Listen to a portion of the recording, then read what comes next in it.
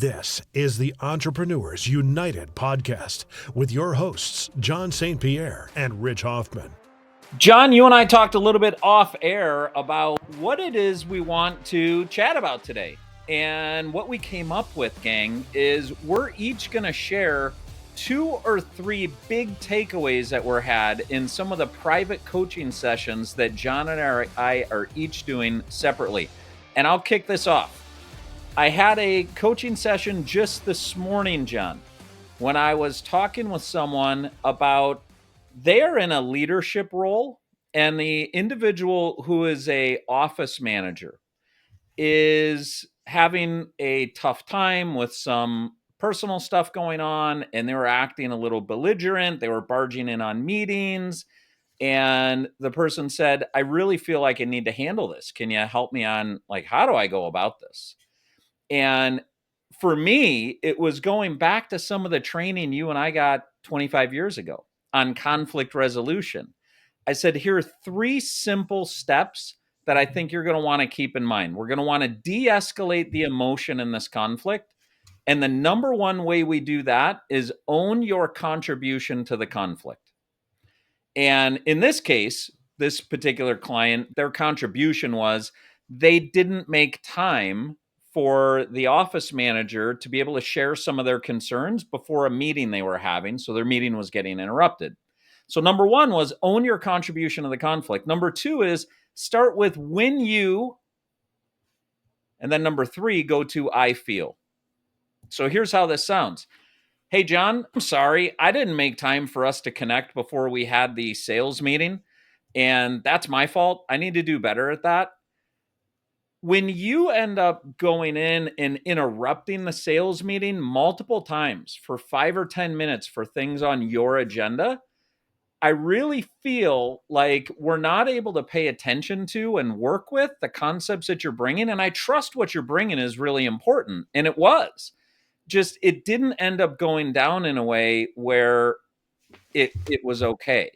And I feel, and the team may even feel like, there was a bit of selfishness involved in how you went about that. And I know that's not where this is coming from. I just want to talk about it with you and how we can get a system together where that doesn't happen again, and we can work better together in that way. So that would be the role play on it, but big takeaway for this client on own your contribution to the conflict. When you, I feel. So is there a third part, or are there only 2 steps? Because the first it. step was own your contribution. 2 is when you, I feel. Yeah, when you is number 2. I feel is number 3. I just tried to make it super simple. Gotcha. You know, and Rich, the amount of times we've used that, right, in the past has been so often. We even use it with each other. And what happens when you get the common language going amongst an organization too, where they all know how to handle conflict resolution effectively, is they accept the language coming through as this person's trying to be thoughtful, but I can't tell them how they feel. I can't tell them, no, you don't feel that way. That's one thing that we learned back then that I still use to this day, to your point.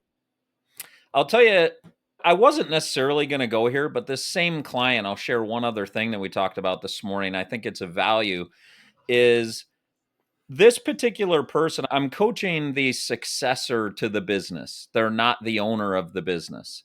And the successor to the business was told by the owner that they had to go do some travel work. One of their team members had to do some travel work that isn't normal. And the person who I was talking to, who's a successor to the business, was saying, yeah, I don't feel great about that. The owner doesn't know, like, what are all the implications to the decision they're making? And it's affecting my team. So here's the conversation we had and the takeaway that was of value for him. I said, this is something that I did when I was on the corporate team at CertaPro, and I'd recommend you do it too. Ask the owner, whose decision is this to make? Because this particular owner has told that manager, hey, I want you to run with your team. It's your team. You own the results, and so forth. Well, they're getting a contradicting message where now the owner's jumping in and saying, your team has to travel and go do this. And so the question is, who's the decision maker on this? I ended up connecting back with, I called them, We talked about something else. He said he had actually talked to the owner when I called him 20 minutes after we got off the call. And he said, Rich, it went awesome. It went exactly as I had hoped it would. The owner had said, that's actually your decision to make. I was just giving you input. And he said, great. I appreciate that. Yesterday, when we talked, it sounded like an edict from you, and you were requiring that happen. I really appreciate your input, and I'll let you know the decision I make once I've made one. It may not go with what your recommendation is, though. Are you sure you're okay with that? And he said, yeah, it's your decision to make. So everything was about to get askew in this team because the perception was the owner was making a decision and forcing it. When the owner was faced with having to make a decision, are you the decision maker on this or am I? He said, no, you are. The manager was. And the owner became in his rightful place in terms of delegating, which is he's providing input to his manager who's a decision maker. Yeah, that's great. Certainly, I'm sure in the moment where the owner provided that feedback, they put themselves back in their former role of I'm the boss and this is what you're going to do. But in the moment of being asked that question, they're now have an interesting dilemma here. Do I say, yeah, I'm telling you what to do, but then I'm going to contradict what I just told you last week that it's your shop to run, right? Or am I going to backtrack a little bit? No, that was just input. But if you don't challenge that as that leader who's trying to grow within the organization, if you don't challenge that and you just go do, what's going to happen next week? Now I think you should go do this. And now I think you should go do that. And next thing, you're not being ready to lead the business. And you're doing it resentfully. Yeah. And you're doing it against your will when you don't think it's the best decision. You're not putting your full heart into it. And odds are it's not going to work as well, which is going to compel the owner to get more involved. And if they were just asked, who's the decision maker on this up front, they might have yielded. So go ahead and have that courage and ask, who's the decision maker on this? I want to marry what you just talked about in a different way that I've experienced something with one of my coachees this week, which is how do organizations learn how to communicate with each other? And one of the things you're talking about here, just even the conflict resolution that you talked about, you didn't learn that conflict resolution model because you had a coach coaching you on how to communicate directly on a one-on-one basis when you were right out of college. We actually were training our organization on how to communicate, not only with our clients and with our vendors and our partners, but also with each other. And so I just want to marry this to one other component, which is, and I experienced this with my own company, but I'm also doing a session with a company tomorrow that I'm facilitating. Is your team getting away for a quarterly offsite where you can spend time with each other, build vulnerability-based trust, but also have these types of conversations, or having a coach come in and train your team on how to handle conflict with each other? Like, part of the reason we became so effective at handling conflict is because we got trained the same methodology and we were on the same team. And we practiced with each other. In some ways, some very comical ways we practiced with each other. Yes. But I knew when you said, I feel that I couldn't challenge the way you feel, and I would accept what you're giving me and I'd take it and I'd respond in kind. And so this question of, are you getting away as a team on a quarterly offsite, I think has been a light bulb moment for me and my team and the companies that I'm coaching. But then also, are you using those moments to train your team on further what we stand for, what our core values are, what our behaviors are, what our anti-behaviors are, what our non-negotiables are? Not just your quarterly rocks for next month or next quarter and how we did last, like not just the metrics, but are you taking those opportunities to sharpen the saw on your culture? And I'll take it one step further, Rich. You and I have talked about this before on multiple occasions, but I'm seeing a lot of companies right now, for whatever reason, coming to the realization that they have a happy culture, not a performance culture, a happy culture. And they may have hundreds of employees, but all of them get 5 out of 5 reviews, and they have the picnics and everybody's happy, but they're not performing. And I'm seeing a lot of that now. I'm not exactly sure what's driving that right now, but the ability for you to look at your culture and together as an executive team, get away, spend some time. Who do we want to be? Where do we want to be? Is becoming really powerful because remote teams exist right now. Even if you're in the same office, you're working so hard on the checklist of everything you got to do this week or this month. So I'm finding that to be an extremely powerful tool that maybe 5-10 years ago wasn't as powerful because people were in offices and they're spending more time together. It's just becoming more and more critical that teams learn how to communicate to the method you just talked about, learn how to coexist together, learn how to be efficient together, and learn how to produce together. Love that. I was talking to another client yesterday, and we were doing a debrief on an employee they have that they've had for over a year. And this particular employee had not been performing for the entire year. And they had some personal life stuff going on with family. And the owner who I was talking to said, we're going to have to part ways because it's not working at this point, and we're beyond the personal life crisis, and it's still not working. And I said, okay, let's talk. What are the couple of things that you would do the same over the course of the last over a year in terms of your leadership with this person? And what are some things that you might do differently?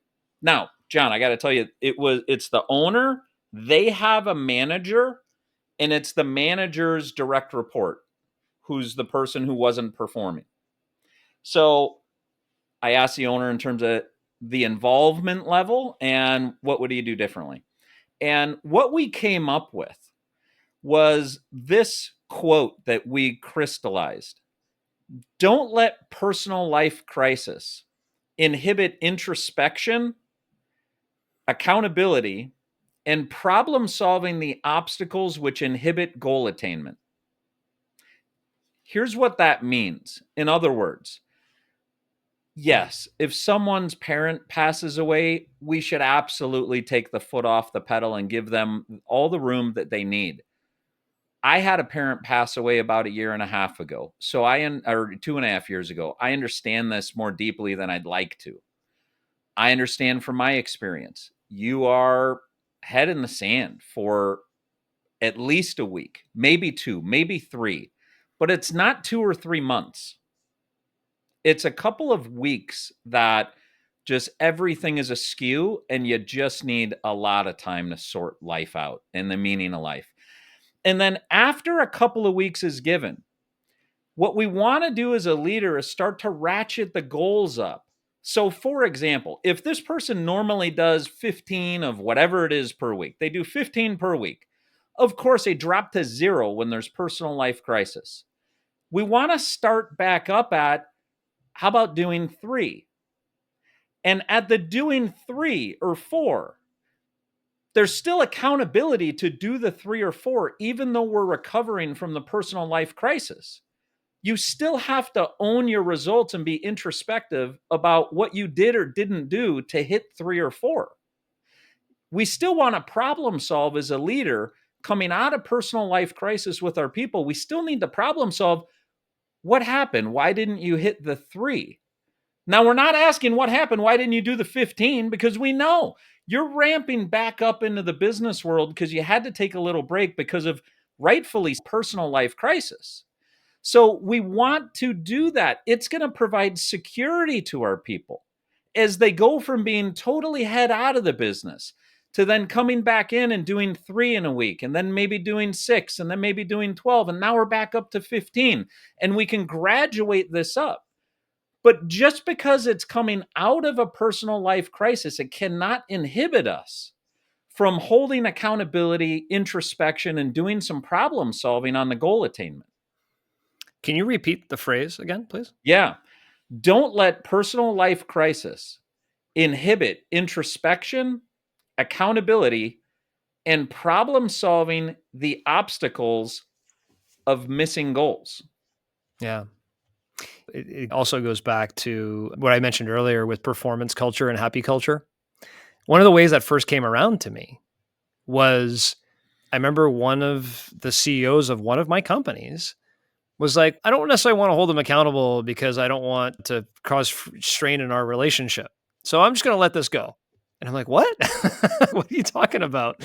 And it's the same situation, right? You have somebody has a personal situation and the leader may feel, I can't touch that. I can't hold someone accountable. They have something going on. And sometimes it's minor things. It's a fight with their boyfriend or girlfriend. It's, I don't know, they had a bad day at home the night before. It's not something major, but you don't know. A lot of times you have no idea, Rich, what's going on in someone's life.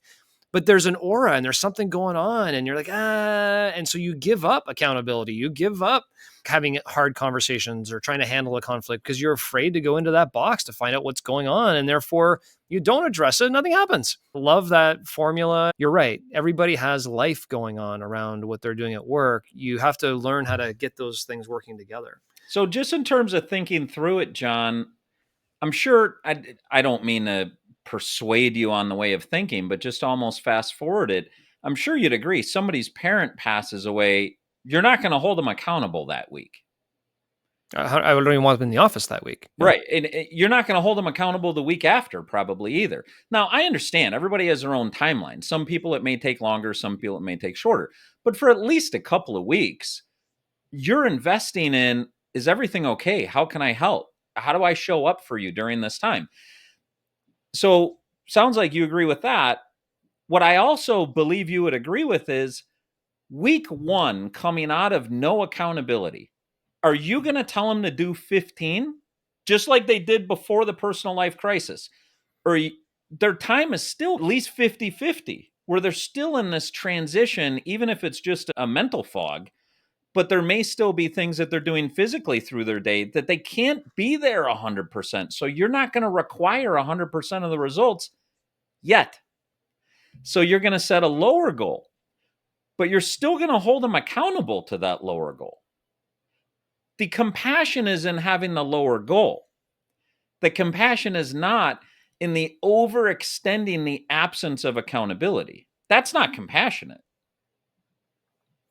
I hear you. There's a lot of variables in this. For sure. That you have some individuals that come back and they're doing 20 of whatever the thing is instead of 15 that they were doing before, because that's their escape mechanism. And there are some people that do need 3 weeks or 4. Yeah. So I think it's very situational, but generally speaking, I also think you're excellent at this, Rich, which is you have to have these open and trusting conversations. You need to have an open and trusting relationship, which way precedes all of these conversations. Yes. But the ability to say, hey, are you sure you're ready to come back? What would be right for you this week to do? And let's talk about that. No, that's too much. Like, you shouldn't be doing 15. Like, why don't you just do 5 this week? I think there's a lot of compassion in that situation, but still having the accountability conversation, but having compassion all the way around. But no, that's excellent, Rich. And let me switch gears completely. I got a new nickname. It's called... It's not Johnny Vegas? No. It's called the Department of Cash Efficiency. Okay. And one thing that I was fortunate enough to do, for a lot of reasons was forced to do, is in one of our companies did our own little workout in October where we looked at every single thing. Was it efficient? Did we need it? Did we not need it? And we cleared a lot of waste out of the organization. And I'm sitting here now 6 months later going, holy cow, that was massive for our business. Sure enough, then Doge gets created and Elon Musk is doing this stuff. Whether you like it or don't, or politics or not, doesn't make a difference. Are you looking in your business? And there's 3 things that I suggest people do. The first one is take your general ledger. It's your GL. If you don't know what it is, ask your accountant or your bookkeeper and say, can I please have my general ledger for last year, for the last 6 months, whatever it may be, send me my general ledger. And I would put that into a spreadsheet. And I literally would look at every single expense in every single category. Legal, what's this? Software, what are these things? On and on. And the amount of things that I was finding in my own company and in others I've then run this exercise with. And I'm like, Rich, what's this $6,000 expense for XYZ software? And Rich is, I have no idea. Find out, please. And sure enough, Rich comes back and goes, yeah, we don't need that anymore. The amount of times I've found that, Rich, is ridiculous, like absolutely ridiculous. And so take your general ledger and take the time to look through and make sure you understand every single expense that's going out the business. Put them in categories: software, legal, marketing. Just make sure you understand, because sometimes it's death by a million cuts. You even have apps on your phone now to unsubscribe you from all these things you subscribe for because it's just death by $10 and $15. Your business does the same thing over time. So that's trick number 1 that every entrepreneur should be doing in their business, is looking through their general ledger every now and then to see what's going on. The second thing that I'm working with entrepreneurs on now is zero-based budgeting. And I had never used zero-based budgeting before, but I did this year and it's working great. And I'll tell you what we do. In a traditional budgeting system, you would say, how much revenue did we do last year? Okay, let's increase that by 10% next year. Okay, how much did we spend on marketing? Okay, let's increase that by 10% then too, because we're going to do 10% more revenue. We got to do 10% more marketing. And then, people. And you start doing that with every single expense line. You start moving the bar across the board, right? In a zero-based budgeting, you start with zero. You assume you get rid of everybody and everything, and you're starting from scratch. What do we need to operate this business? And you maybe do a faceless org chart. You look at the roles, responsibilities, the accountabilities, and you rebuild every year to make sure that you have what you need. And the one trick that I've applied to this is assume you don't grow. Build a budget for zero growth, have that in place, and then build a little bit of budget for what if we do grow? How do we trigger and grow? And having that zero-based budget, it takes a little bit of skill. You got to think from first principles viewpoints. It really changed a budgeting method and had me look at every single expense all over again. Is this necessary? Do we absolutely need this? Should we be doing something different? And it really changed a lot of things in my world. And the last one was look at your numbers every single month. And not just the P&L and the balance sheet, the GL. Now that you've reset the GL, you've reset your zero-based budget, every month when you get your P&L, ask for your bookkeeper for the general ledger and look at every single expense that's going through your business. And you could do that literally in minutes, Rich, if you know what's supposed to be in there, and you'll catch things almost every single month going, what's this? This shouldn't be here. And if you're not doing those things right now, you're not really focused on cash efficiency for you and your business. So good. I'll tell you another one. Was coaching a client just yesterday, different client than the one I told the story about last. And this particular person, we didn't have anything on the hot burner. So we were just poking around about some things that were important, but not urgent. And I'll share with you some of the conversation that we had. I told this person, I learned long ago that if you want to know where you stand with any particular employee, watch how their spouse treats you at a social event, because that is a mirror for how they're talking about you at home. And we said the importance of having a relationship with and goodwill at home with the spouse of an employee cannot be overvalued. And I told this particular coachee of mine that one of the things that I did is I would get the anniversary, the wedding anniversary of everybody who's on my team, and I would send chocolate covered strawberries to the couple for their wedding anniversary, to the point where their spouse was looking forward to getting it. Just a little something to say something positive about the company, to say thank you to that spouse. Another one that I did is I wrote thank you cards, handwritten thank you cards, every Thanksgiving to the spouse of everyone who was on my team, and gave them a $100 gift card. If I knew where it was, one of them was $100 to a spa that they liked. If I didn't know, I gave them $100 to Amazon. But it was a very genuine, not templated, handwritten card to the spouse saying, hey, Amy, I really appreciate all of your support at home of John over the last year. It really mattered when he went on this particular trip.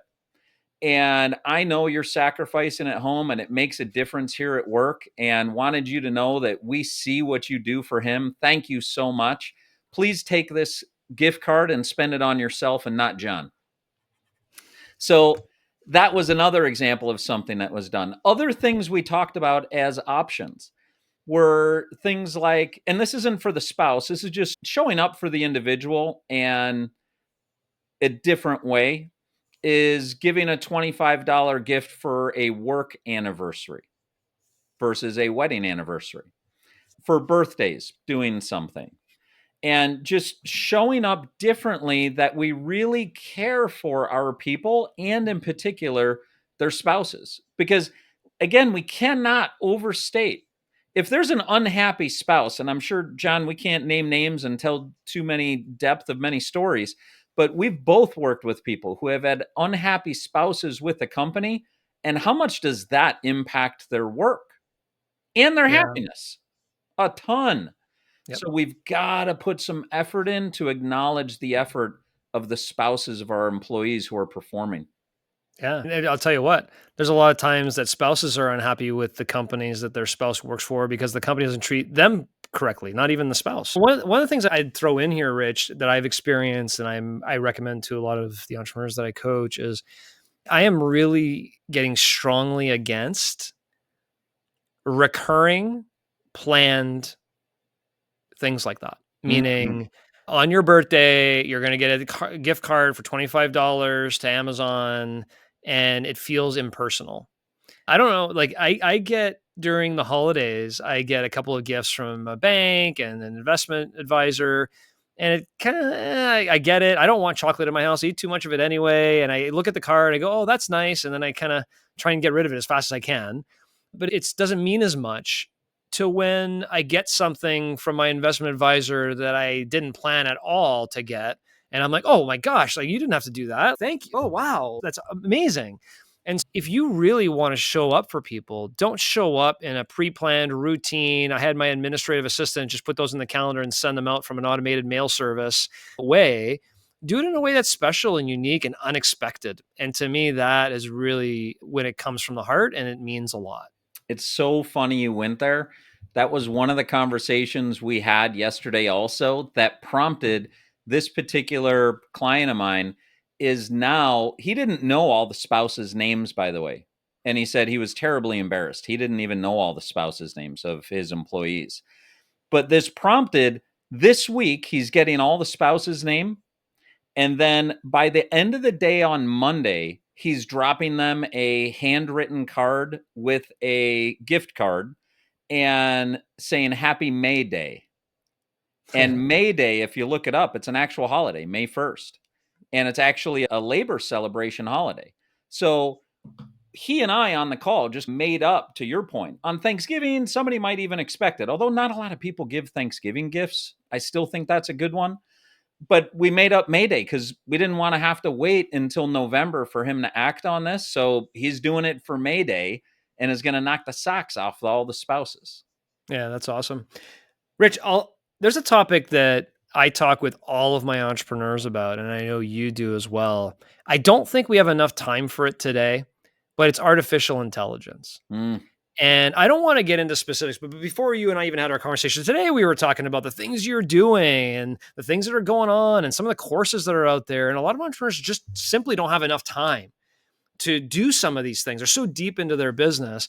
And one topic that you and I are diving deep into in the next few weeks is our curriculum, our content for the Entrepreneurs United Empowerment Experience in Winston-Salem this October.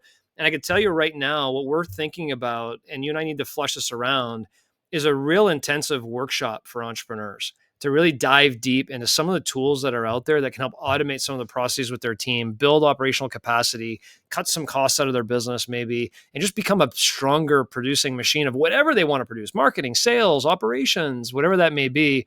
So hopefully you have a lot of content to bring to that conversation because I will want to create this genuine workshop in Winston-Salem that entrepreneurs can really practice and see some of the tools you and I have had the benefit of seeing that we can now use and just give them the time to play around with those things, see how they can help improve their operations within their organizations.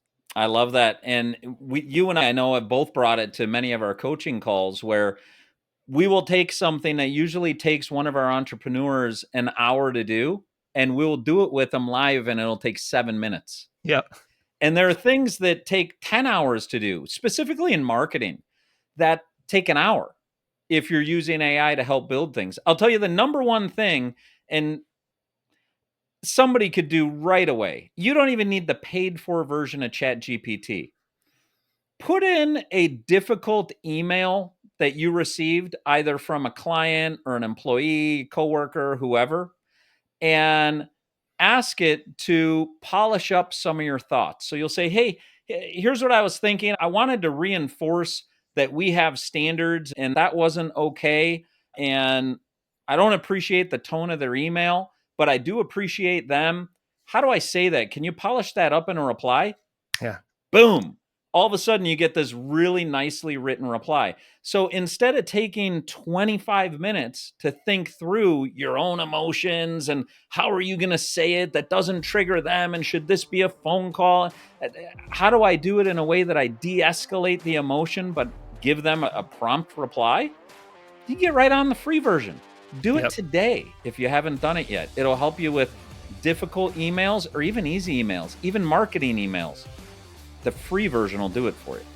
Yeah, if you're going to spend 7 minutes doing anything, you should ask yourself, can AI help me do this faster? So hope you guys all join us at the Entrepreneurs United Empowerment Experience in Winston-Salem, October 4th through the 6th, 2025. But until then, we'll talk to you next week. Rich, good conversation. Yeah, sure was.